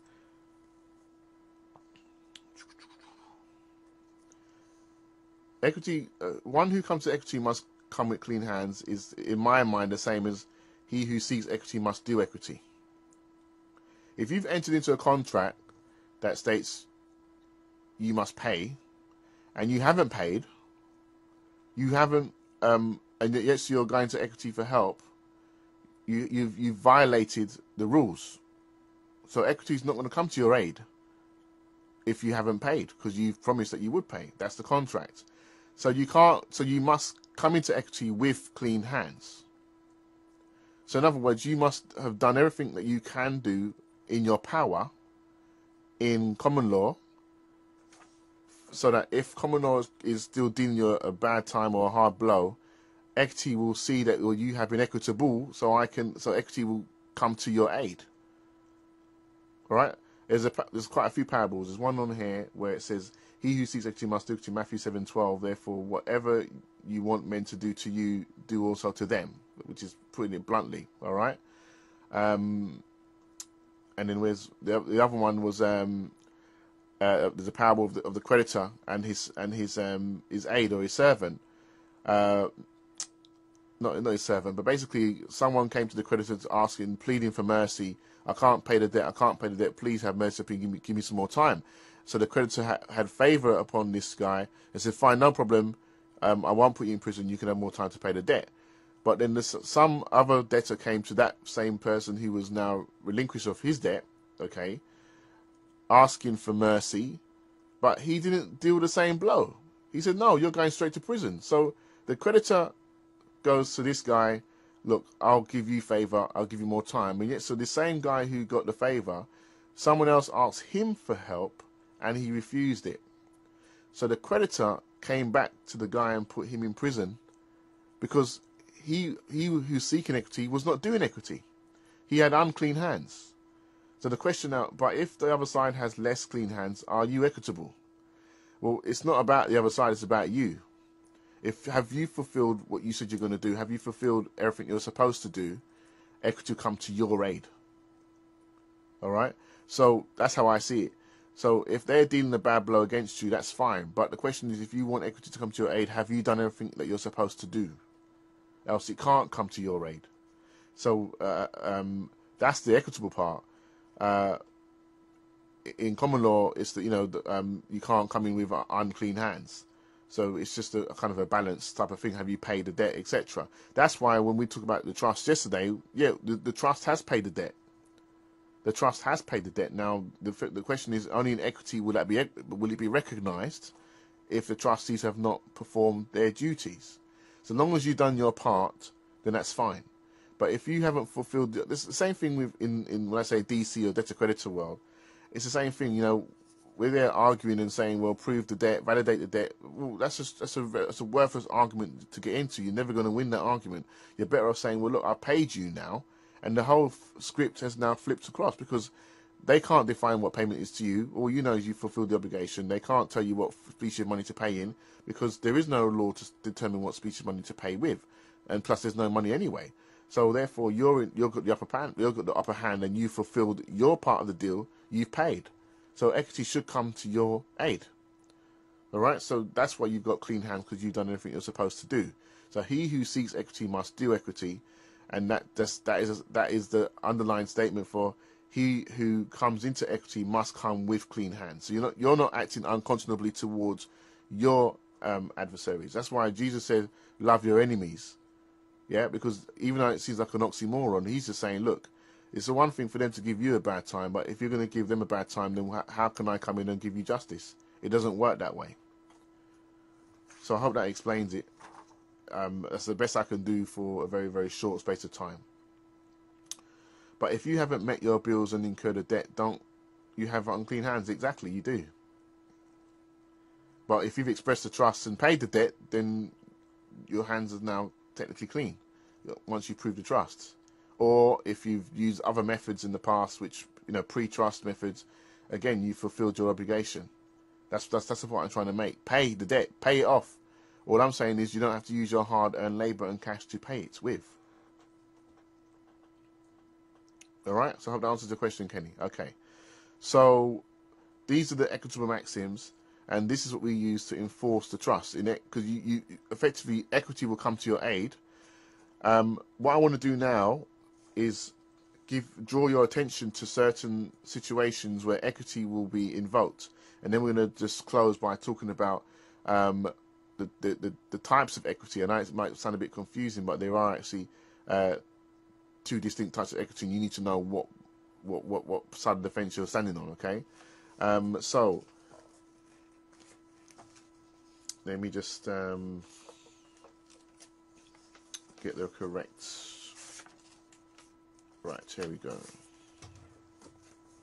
Is this helping everyone, by the way? Is this okay? No one's not fallen asleep or switched off or anything like that? Is this within your expectation, or is it superseding your expectation, or is anyone indifferent? Is this helping? Okay, cool. Right, so I'm now reading from a gentleman called Henry Gibson, a treatise on suits in chancery. This is one of the books that we use in the enforcement side of things. Well, in fact, from enforcement and litigation.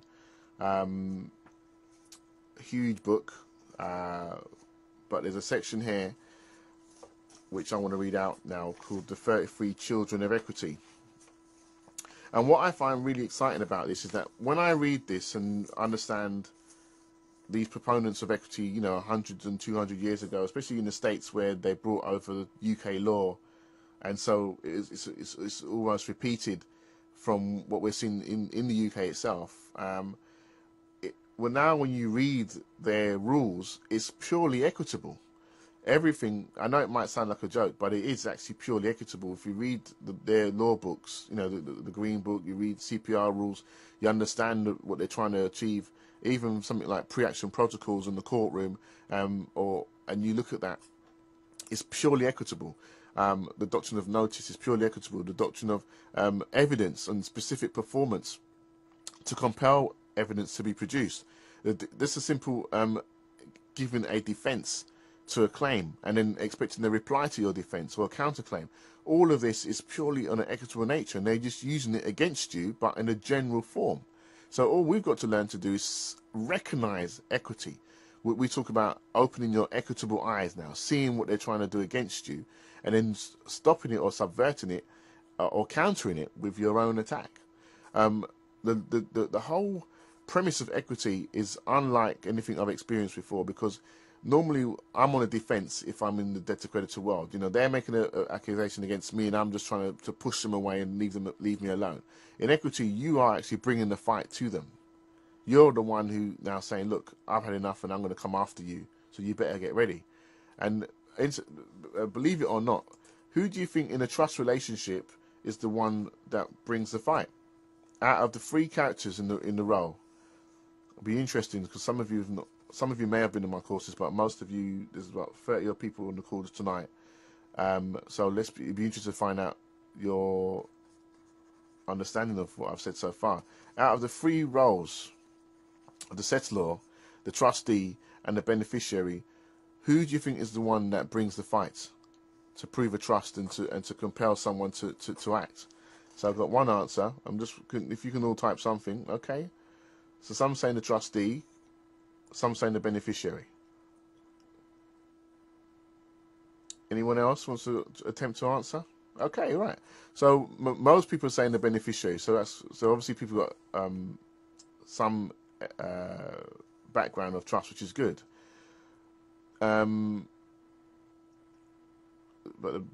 or declines. Who responds? Okay, Dory, could you just repeat the question? So Benny, but when the trustee disclaims or declines, who responds? Well, if for the disclaimer, the trust has invested. If the trust has invested, then the settlor is still in the picture. So it's the settlor that will make sure the trust is vested. Once the trust is vested, if the trustee is not performing, the one who compels the trustee to perform is the beneficiary. All right, the beneficiary is the one who compels the trustee to perform. If the trustee is disclaimed, it means that the trustee is not actually is not vested yet. So it's a settlor he will compel. And remember, a trust will not fail for lack of a trustee. So, but you don't want the court to get involved with your trust, so you will find a trustee. So the trust is vested, but trust denies who the beneficiary is the one who enforces, or the trustee, depending on the setup. So if you've got multiple trustees, and one of them has a good conscience and sees that the others are not behaving themselves, then that one can compel, or the beneficiary brings it in to court. However, a beneficiary cannot be heard in common law because he hasn't got no legal status. He only has real equitable status. So he only can be heard in equity. He has an equitable claim. And those are very powerful words, equitable claim. And by the way, a county court can hear equitable matters up to £30,000. So you can invoke a court of equity at any time. But we're going to talk more about that tomorrow. Let me not get distracted too much here. So I want to just talk to you about the 33 children of equity. So it will open your eyes as to you have equitable rights. This may start to be quite eye-opening for most of you here. And again, all of these are surmised in the CPR rules. All right? Just to let you know. It's in their statutes and acts. It's all, coded. It's all codified and hidden. But it's all there. And they are very distinct to the when they talk about legal aspects and lawful aspects. They don't mince their words at all. So a quick question. Would equity be on your side in a student, in any case? But let me read these 33 children and you'll understand, okay? Okay, the equitable or inherent jurisdiction of the Chancery Court includes all cases of an equitable nature where the debt or demand, now this is an old document, it says exceeds $50, but this now just assume it exceeds any amount, all right? And these cases include the following. Number one, all suits resulting from accidents and mistakes. Number two, all suits resulting from frauds, actual and constructive. Number three, all suits resulting from trust, express, constructive and resulting. All suits for the specific performance of contracts. All suits for the reformation, re-execution, rescission and surrender of written instruments. Okay? All suits for an accounting or for surcharging and falsifying accounts. All suits for partners and to wind up an insolvent partnership. All suits for administration and marshalling of assets. All suits for subrogation and substitution, which is basically insurance. All suits for the enforcement of liens created by mortgages, deeds of trust, sales of lands on credit, or other equitable considerations. All suits by married women against their husbands, except for divorce. All suits against married women and minors in reference to their estates, not cognizable at law, common law, yeah? All suits by wards against guardians. Wards against guardians, that's the straw man, okay? Guardian-warder relationship. Executors, administrators. Just turn the page here, sorry. And others where an accounting or surcharging or falsifying an account is necessary. All suits for the apportionment and contribution. All suits for the marshalling of securities. All suits for relief against forfeitures and penalties. Yes? All suits for the redemption of land or other properties. So all mortgage cases are equitable ones, by the way. All bankruptcy cases are in equity, okay, governed under chancery. All suits to have absolute deeds or bills of sales declared to be mortgages. All suits for the construction and enforcement of wills and trusts. All suits to obtain a set-off against a judgment in favour of a non-resident or insolvent. All suits for the discovery or perpetuation of testimony. Right? Discovery is equitable. Has anyone heard of discovery before? You know, discovering the truth, what actually happened.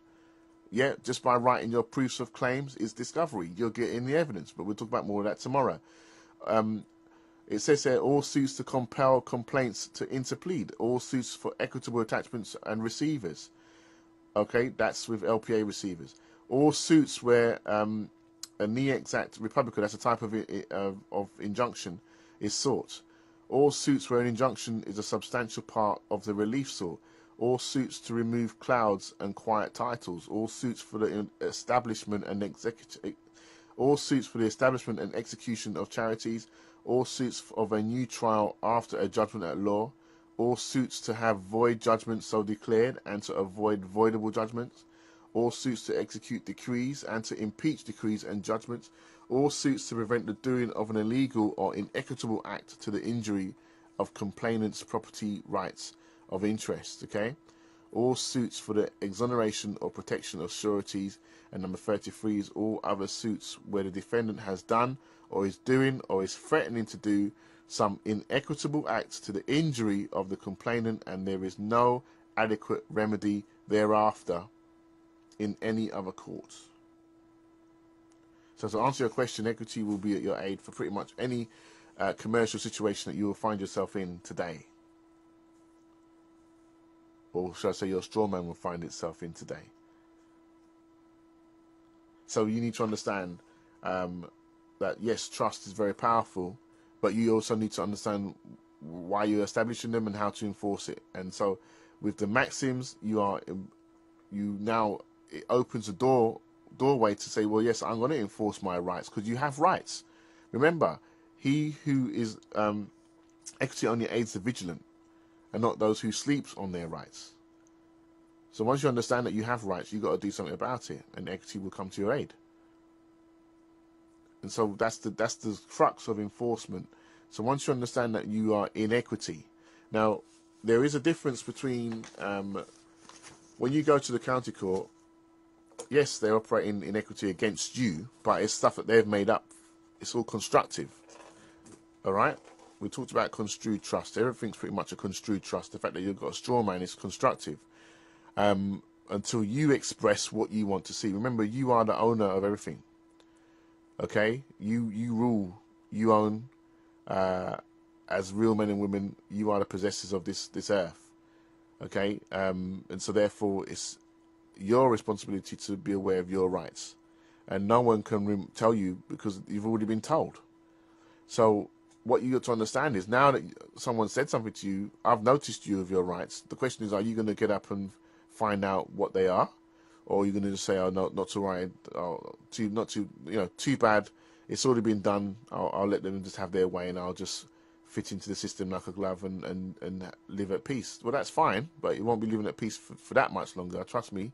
So you might as well fight for your freedom now rather than waiting until it's too late. So all I'm trying to say to you is this: as a settlor, as the real man, you have rights. I'm trying to help you establish what they are. You need to own this information as best as possible so you can apply it. You can utilize this for pretty much any situation or circumstance. I can't say here make guarantees. I'm not in that position to be making you guarantees. The only thing I can guarantee is that equity is real and it works. Trusts are real and it works. So the only thing that limits you from your from where you are now to victory to what you want to be is just what you know and your ability to apply it. And the only way you're going to get to do that is by studying and getting knowledge and getting to a place where you can accelerate your learning to deal with these people fast and quickly. But what I love about trust is that I'm reading all these books I've got around me are just law books. They're law books, which I can read and open my eyes of understanding, so that I can see what's going on and use it against them. And they have to shut up because it's in writing. And this is what I never understood before early on in my journey. You used to go there and talk in the courtroom and now just make up their stories. And we're thinking, hang on a minute, the judge is just railroading me, he's just doing what he wants to do. He's doing it because he can. But you can limit that once you know who you are. That's the beauty of it all. So there is, what I want to close with now is, you have to be in what we call an exclusive jurisdiction. All right, what the book would call inherent jurisdiction.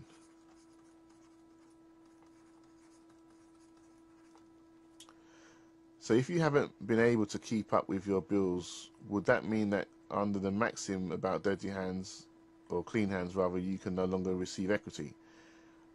I'm saying equity won't come to your aid unless you have done something that's equitable. It's let me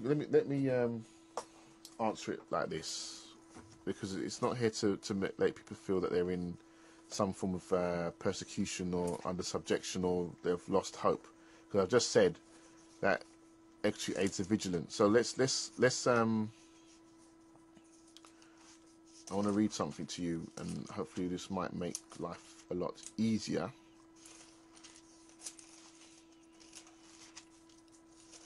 If you just bear with me for 2 seconds.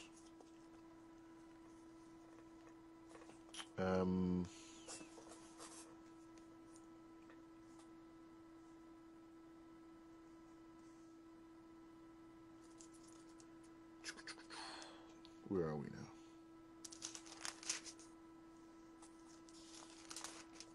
Sorry about the silence, just came to me. Basically, I wanted to read something. I'm just trying to find it to read it to you. No, it's not. Okay, I'll have to just tell the story from my own point of view. There's this a scripture which I wanted to read out, but effectively, it was time for Peter to pay the tax in the Roman system.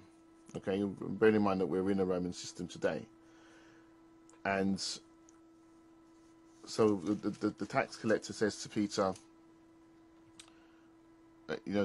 does your master Jesus pay taxes? So effectively, Jesus says, overhears a conversation, and even before Peter enters into the room where Jesus was situated, Jesus asks Peter a question, and I'll read it out here. I'm reading from Matthew 17. and I'm going to start the story. So it says, when they were going about here and there in Galilee, Jesus said to them, the Son of Man is going to be turned over into the hands of men. And then verse 23 says, and they will kill him, and he will be raised to life again on the third day. And they were deeply and exceedingly grieved and distressed. Now when they arrived in Capernaum, the collectors of the half shekel, which is a temple tax, went up to Peter and said, does not your teacher pay the half shekel, which is the tax? And he answered, this is Peter, yes. And when he came home, Jesus spoke to him, that's Jesus spoke to Peter, about it first, saying, what do you think, Simon Peter? From whom do earthly rulers collect duties or tribute? All right, or collect taxes, okay? From their own sons or from others not of their own family? And then verse 26 says, and when Peter said, from other people not of their own family, Jesus said to him, then the sons are exempt. All right? So let me read it from the King James translation. I'm reading from the Amplified just there, but the King James one says like this. It says, Peter said unto him, of strangers. So, verse 25, and he said, yes, and when he was come into the house, Jesus prevented him, saying, and he says, what thinkest thou, Simon Peter, of whom do the kings of the earth take custom or tribute or tax? Of their own children or from strangers, right? Now notice, kings of the earth are you and I, the real men, the real men and women, okay? Not these straw men. The kings of the earth are you and I. Who is the one who's supposed to be paying taxes? The family members of the kings of the earth, or the sons, yeah? Or the strangers, the one who's outside the family? Then Peter said unto him, of strangers. Jesus said unto him, then are the children free. Then are the children free. Okay, in other words, the children are free from paying any tribute or taxes at all. But then he says, notwithstanding, okay, or he says, however, in order not to give offense and cause them to stumble, that is, to cause them to judge unfavorably and unjustly, he says, go down to the sea and throw in a hook, take the first fish that comes up, and when you open its mouth, you will find there a shekel, which is of silver. Take it and give it to them and pay the temple tax for me and for yourself. So, the full chapter is Matthew chapter 17, okay? Starting from verse 23 down to 27. All right? Now, the point I'm trying to make to you is this. You are the sons of, or the kings of the earth. All right? And you are exempt from tax. That's why it's called a tax return, because the tax is supposed to return to you and I. Now, if you go on the OID course, I'll explain this in more detail. But effectively, you are the source of all the credit. You are the source of all of the energy, of all of the money that's going around in this world. And so, therefore, that can only be done today because of a trust. And 99.99% of the population do not know what relationship they are in. Okay? Even though the relationship has been corrected. If you don't know, in other words, if you're not vigilant, you sleep on your rights and you have none. So the point I'm trying to make is, you are the sons of this earth, or you are the kings of this earth. So you're not technically supposed to pay anything. But he says, lest they be offended. So irrespective of what the situation is, just pay it. So you are going to be acting equitably. Now, what I've just explained, if you are in arrears, if you have issues, problems, or whatever, I'm not saying you have to physically pay with cash. All right. In some circumstances, you may want to, because they may want to take your house, and you're just going to have to, lose this particular battle and live to fight and win the war. All I'm trying to say is, you've got options. You've got acceptance of value. You've got a promissory note. There's pretty much the two main ways of making payments outside of paying, using the trust to make a payment, which is what we're talking about on this course. All right. So once you have paid and you can prove it, then you are in honor. And as far as you're concerned, as far as I'm concerned, you have clean hands. I hope I've made the point. You're just doing what you're supposed to do, and to stop any offence from being made. Now, it's these people who are coming against you who are acting unconscionably, because if you fulfilled the obligation and they can't provide proof why you shouldn't pay with the methods that you have paid with, then it's no different to the example I've told you about, where if you give me £10 too much change and I don't say anything, or use their example, keep sending you harassment letters, keep sending bailiffs to your home, and keep causing you grief and messing up your credit file and all that stuff, that they are acting unconscionably towards you. It's as simple as that. So therefore, equity is there to correct the wrong, because as I read out in the maxim, which is a guide to your ability to enforce, equity will not allow a wrong without a remedy, and there are multiple remedies, or what we call equitable reliefs, which I'll talk about more tomorrow, in equity. It will relieve you from the burden, from the pressure, from the pain. You get relief in equity, you get remedies at law. All right, so I hope that answers your question, whoever answered it earlier. Now, the next question here says, yeah, so Kenny, did that answer your question? I hope that, you know, it's just breaking it down as best I can, really. If you haven't made payment, you're going to have to pay them. You're going to have to learn about A for V and all this stuff, and you're going to have to start to effect payment and do what you're supposed to do. That's our part of this bargain in this fictional world that we live in. It's as simple as that. And stand on it. So the next one says, okay, so just to clarify, what the actual trust is it fair to say that it is the straw man of finance? It's a fictitious person stroke trust who is liable to foot the bill based on operating in a bankruptcy? Pretty much so, that's correct. It's a straw man who's the company, the conduit, the vehicle operating in this fiction, because we're too powerful to operate in it. But they're attaching everything to the straw man, so you're going to have to correct those records. And the trust is the most powerful way of doing that. Okay? So, is that okay for everyone? Just type a Y if I've not lost anyone at this point. No one's cut off the call, which is great. So, it seems like it's working okay. Right, so thank you for that. Thank you for all your answers. So that's fine. So now as I was finishing off, we have to operate in the equitable jurisdiction. This is where the relief will come, and they don't want you to operate in that world. Solicitors are not trained. I mean, it's only the high-paying ones that would have any kind of idea about trusts, but they're all versed in the at-law side of things. That they can't deal with your trusts, and they don't want to receive your trusts. And when you know what you're talking about, they may try to pick holes and call it peculiar and incomprehensible, but they're just playing games because they know what's going on, and they're just trying to, as my mum would say, play fool to catch wise. Yeah, they're just trying to play dumb. Well, you got to see through that. All right, you just got to see straight through that, and you got to be vigilant and be sober. Since I'm on scriptures, I can read another one. So you can. There's two. There's John 10, chapter 10, and it says that the thief, he comes to steal, to kill, and destroy. Yeah, the thief comes to steal, kill, and destroy. But Jesus says that he's come that you should have life and have it in abundance. So that's what I'm standing for. Why shouldn't you have it in abundance? And then 1 Peter 5 and 8 says like this: be vigilant and be sober, because there's an enemy who's out there.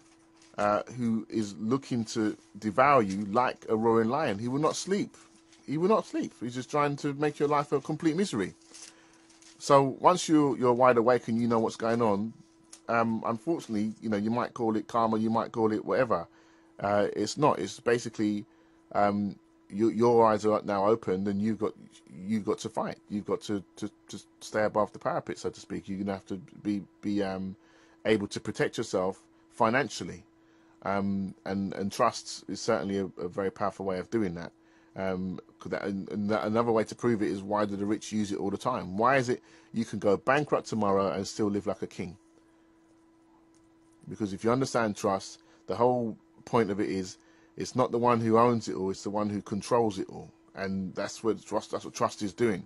It's the one who has the control, is the one who's going to enjoy the benefits. So if, I remember there's a story that I don't know if it's true, but Warren Buffett was telling how he's supposed to be, well, he's a multiple billionaire, yeah, many times over, and someone wants to sue him because they're at a dinner party. You may have heard the story before, and for some reason his cat landed on was scared for some reason, and when it jumped, it landed on someone's legs, a lady's legs, and it scratched her legs quite poorly, or quite badly rather. So she wanted to sue him. So he's like, look, there's no point you trying to sue me because I don't have any money. I can't help you. There's nothing I can do. She didn't obviously believe him. So she wins the suit, obviously, but she can't get a penny from him. And why? Because nothing's in his name. Absolutely nothing is in his name. In fact, just the cat, which obviously she didn't want to receive that as a nice gift, but nothing was in his name. So he had full control, but he didn't own. And so if you're not a trustee, they can't attach anything to you because you're not recognized in their fictional world. You want to be the beneficiary because you have equitable rights. But guess what? You can't sue people for their goods and equity, and you can compel them to perform in equity. So you want to reside in the land of equity. You know, when you buy your gold and silver, you want to put it in trust. When things that you say you have an attachment or ownership of today, you want to put it in trust. Or if you have property, even if it's mortgaged, you can protect the equitable side of things by restricting people from putting their charges on there. Right. So that I'm just trying to tell you. Now I'm just going to close with one statement from a book, which again is from Gary Watts. I'm kind of giving away all my kind of trades, well, not secrets, but what I would normally give out on the course. But hey, you're here to learn, so be it. There's two quotes I want to read out to you. The first one's on equitable remedies, okay, which is going to be a nice precursor for leading into tomorrow. It says that the purpose of equitable relief is to do more perfect and complete justice than would be achieved by leaving the parties to their routine remedies at common law. This means that where the common law remedy is monetary damages, for example, as it usually is, the court asks itself, is it just in all the circumstances that a plaintiff, that's the claimant, should be confined to his remedy in damages only, i.e. money? One situation in which common law damages will often be inadequate is where there has been a trespass to land, or overhanging trees and overflying planes seldom can cause damage to landowners, and even if a trespass occurs at ground level, there may be no damage beyond the bending of a few blades of grass underfoot. It is because the common law has no adequate general remedy for trespass that the court will usually award an injunction, there you go again, against the particular trespasser. So it's acting in personam, that's equity acting right there. The trespasser who re-enters the land in breach of the injunction does not breach a rule, but infringes a prohibition issued against the trespasser personally and may be fined or imprisoned for contempt of court. Alright, so we just want to highlight, these are from law books I'm reading here, okay? And there's another one which might get your attention. Well, there's two more that I think might get your attention. This one's now it's called here Public Example and Private Equity. Alright? And it says, Lord Justice James once held that the trustees' fiduciary duties, which include the duty not to make an unauthorized profit and the duty not to put oneself in a position of potential conflict with the trust, must be strictly enforced for the safety of mankind. So if your trustees aren't performing, it is your duty to compel them to perform. You have to enforce your trusts. This Lord Justice says here, for the quote unquote, for the safety of mankind. If you want the reference, there's Parker versus McKenna, 1874. All right, and now fiduciary means monetary duties. Right, so once held that the trustees' monetary or fiduciary duties, which include the duty not to make an unauthorized profit, which what do you think they're doing against you all the time? All right, monetizing your money in the background, okay, because of the general relationship that we have got to correct. All right. So that's unauthorized profit and the duty not to put oneself in a position of potential conflict with the trust must be strictly enforced for the safety of mankind. That's powerful words. And then finally, listen to this one. It says the English mortgage is a work of fiction, and it is a fiction of the dishonest kind. It says this was most apparent in the days when the mortgage operated by conveying the borrower's, which is the mortgagor's fee simple, which is the we know as allodial or full title, fee simple to the creditor mortgagee until repayment of the debt, at which point the fee simple was redeemed by a reconveyance back to the borrower. The conveyance expressed in the mortgage deed was one which we call long suppressio veri, right? Now, suppressio veri is Latin for concealment of truth, yeah? And also suggestio falsi, which means a statement of falsehood. All right, so it says here that the conveyance, all right, that conveyance expressed in the mortgage deed, that one piece of paper which takes your property away from you, right, was one which is deemed as a concealment of truth and a statement of falsehood. And that is quoted by Justice Maitland, okay, in a book called Uses and Trusts. All right, so it's all in their word. It's all in their writing. Okay, and it says Maitland attributed the falsehood to the action of equity, but the legal deed of mortgage was inherently dishonest, for it pretended to convey legal ownership when the parties merely intended to create security for the loan. So, you know, and you continue to read that. Now, I wrote, this book is Equity Stirrings, okay? This is a book by Gary Watt. Again, as I said, this guy is a proponent of equity. I've not met many legal practice, and he's a reader at University of Warwick, okay? So, but he's a serious equity proponent, and this is like a real book of equity here, called Equity Stirring. Right, the story of justice beyond law.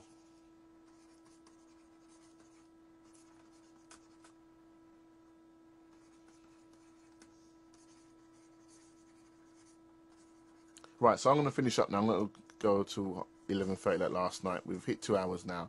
So where we are now, yesterday I discussed about trusts and the law of trusts, specifically to private trusts, express trusts.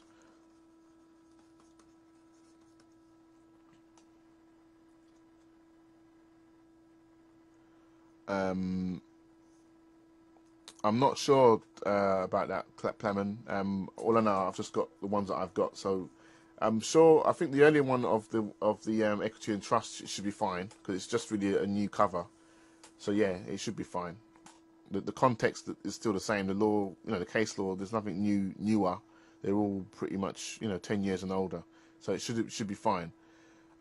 Yesterday's the videos take a long time to what's the word I want to use now?